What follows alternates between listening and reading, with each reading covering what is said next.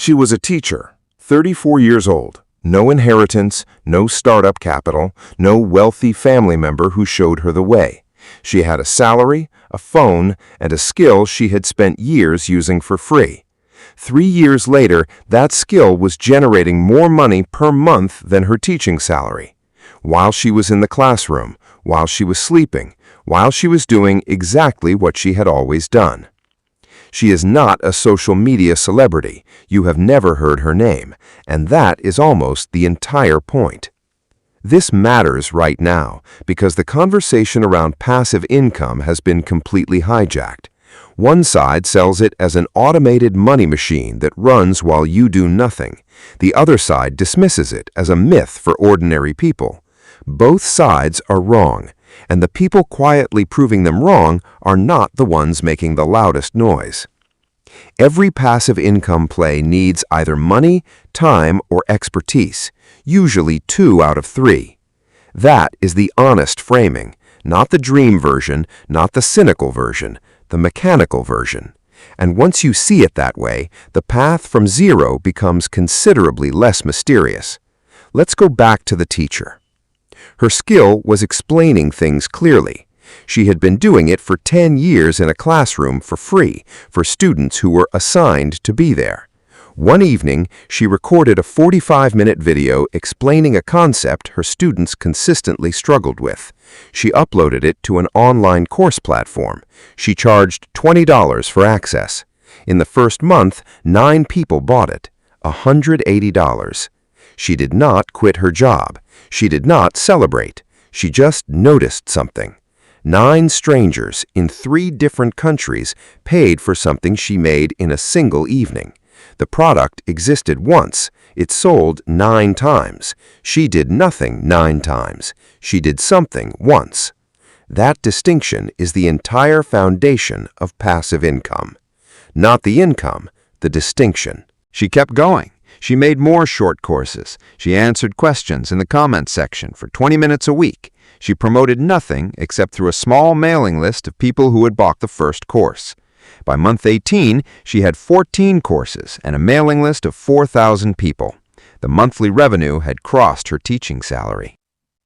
Now let's talk about the second person, because the teacher's story involves expertise, and not everyone starts there. A warehouse worker. No professional skill he thought anyone would pay for online, no technical knowledge, no camera.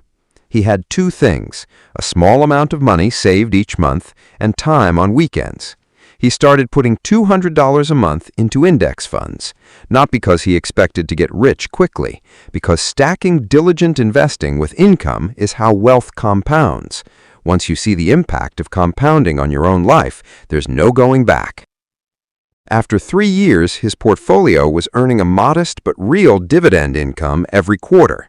After 7 years, that dividend income covered his phone bill, then his car payment, then a meaningful portion of his rent. He did not build a business. He did not have a skill to sell. He built a machine slowly, from a standing start, $200 at a time. The machine is now paying him while he sleeps. Not enough to retire, enough to matter. The third person is the most uncomfortable story because she tried and failed first. She bought a course on drop shipping, spent 6 weeks building a store, made 3 sales, quit. She tried affiliate marketing, wrote articles for 4 months, made $40 total, quit. She tried print on demand, made 2 sales in 3 months, quit. Then she noticed something in her failed attempts.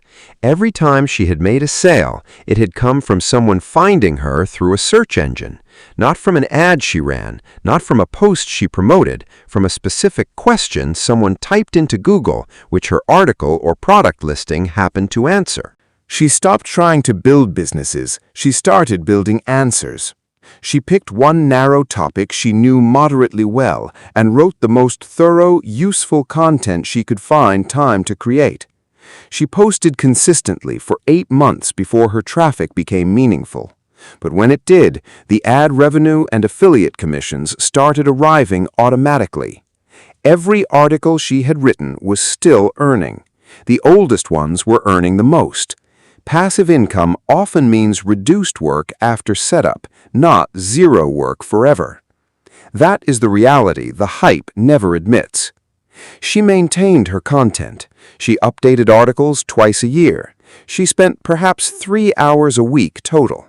But 3 hours a week is not a job, and the income it generates does not stop when she stops. Now contrast all three with the hype. The hype says passive income is for people with connections, capital, or a special opportunity that found them. The teacher had none of those. The warehouse worker had none of those. The blogger had 3 failed attempts behind her before she found the mechanism that worked for her specifically. The hype also says the path is fast. The teacher took 18 months to match her salary. The warehouse worker took 7 years to build a meaningful dividend stream. The blogger spent 8 months writing before the traffic became real. None of them were fast. All of them were permanent. Here is the zoom out.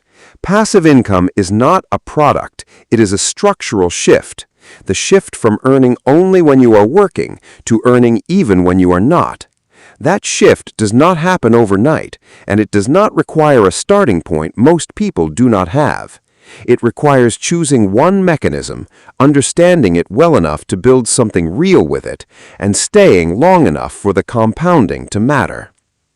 Most people never do that, not because they lack the intelligence or the starting capital, because they underestimate how long the quiet phase lasts before the results become visible.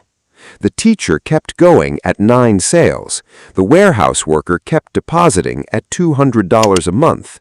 The blogger kept writing at $40 total. The question passive income actually asks is not which platform or which niche or which product. It is how long you are willing to build something before it starts to pay you back.